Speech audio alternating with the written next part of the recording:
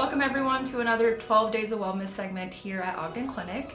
Today I am joined by Dr. Brent Baranko at our Professional Center South location. Can you tell us a little bit more about what you do?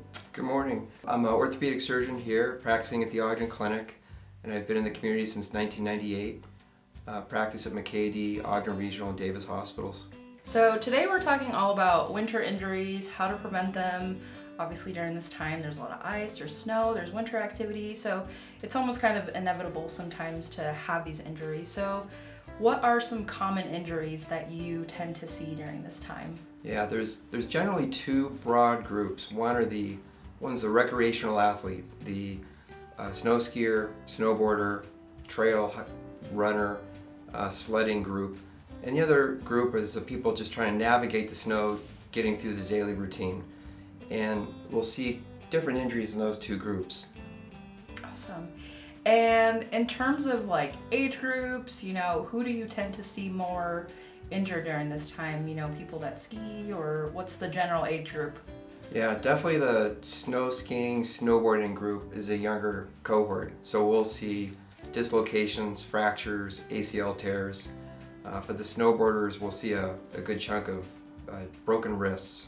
And what are some things that you would recommend for not only people that are skiers or snowboarders, but the average person that's maybe shoveling their driveway, or they have staircases going up and down their house?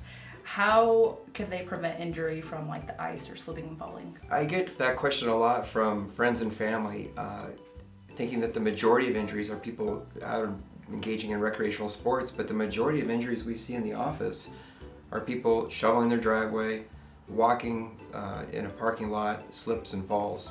So my first advice would be, if the weather's bad, if there's blowing snow, and maybe you have a little weakness, your balance nut isn't good, don't go outside. Avoid those times. The second thing I would suggest for navigating our community is good shoe wear.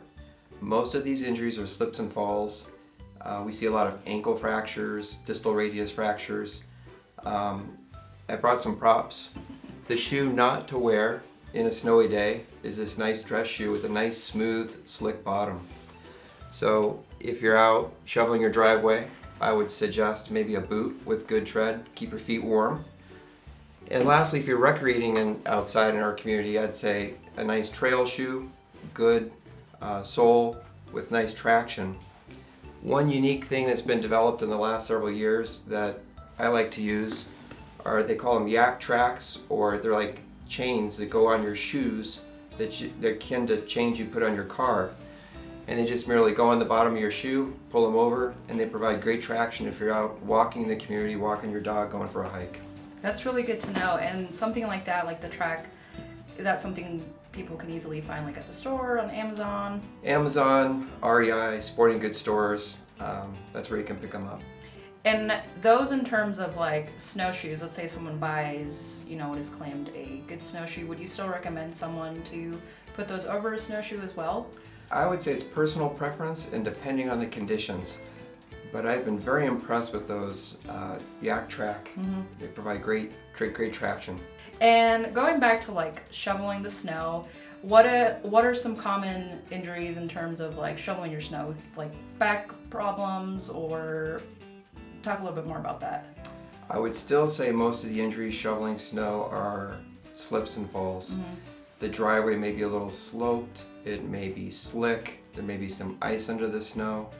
And while we do see back injuries, more commonly it's a slip and a fall, a broken shoulder, wrist, ankle, those kind of things.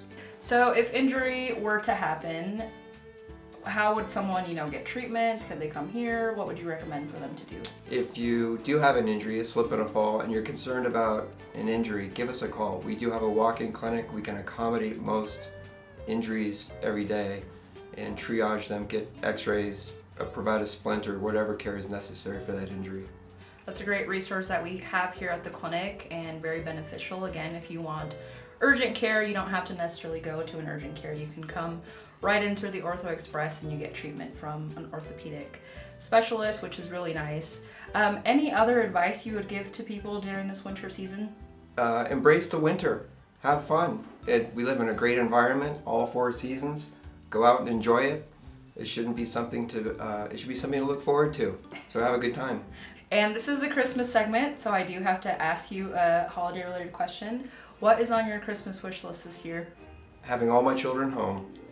That would be Awesome. the greatest thing ever. That's the best thing ever when you grow up. You just want to be with your family and spend that time together. Well, thank you so much, Dr. Baranko. This was great information, and hopefully we help prevent some slips and falls for people this winter. But thank you so much for taking your time to join us today. Thank you.